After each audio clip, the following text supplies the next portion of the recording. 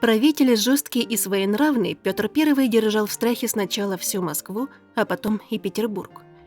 Приближенные и просто горожане боялись не только его непредсказуемых указов. Еще страшнее были царские развлечения, мягко говоря, странные, порой бесчеловечные.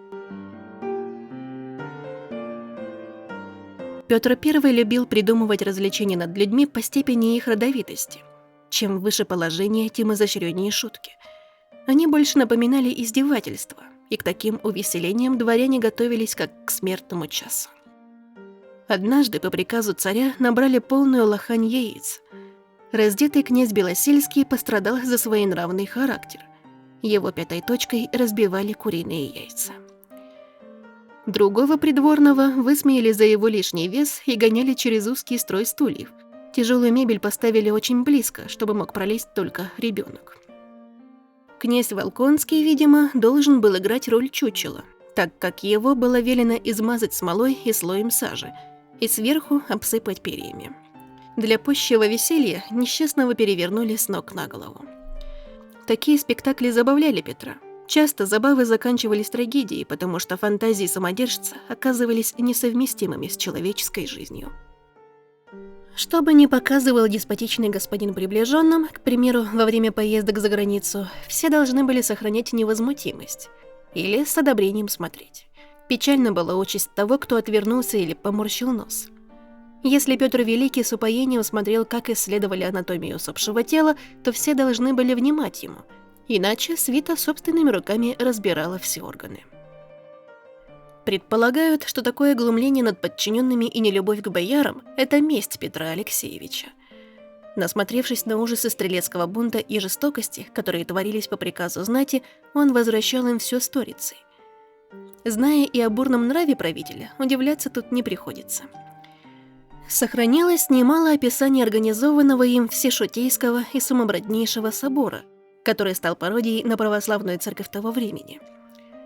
Когда начинались первые дни Великого Поста, по городским улицам отправлялась вереница шутов, покаянная процессия. Царь возглавлял поездку на ослах, на огромных валах. Часто в сани запрягали медведей, коз или свиней. Сам впереди, а вслед за ним ехали ослиные наездники, члены Всепьянейшего собора.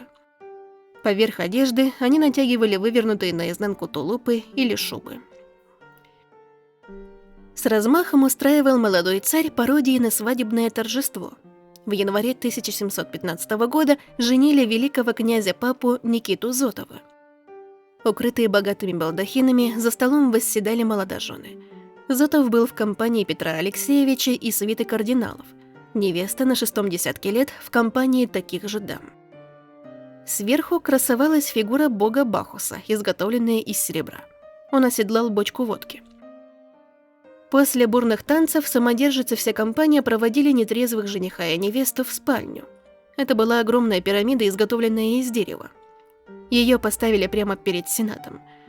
Внутри горели свечи, лежали бочки с горячительными напитками. Сквозь большие щели можно было наблюдать, что творилось внутри.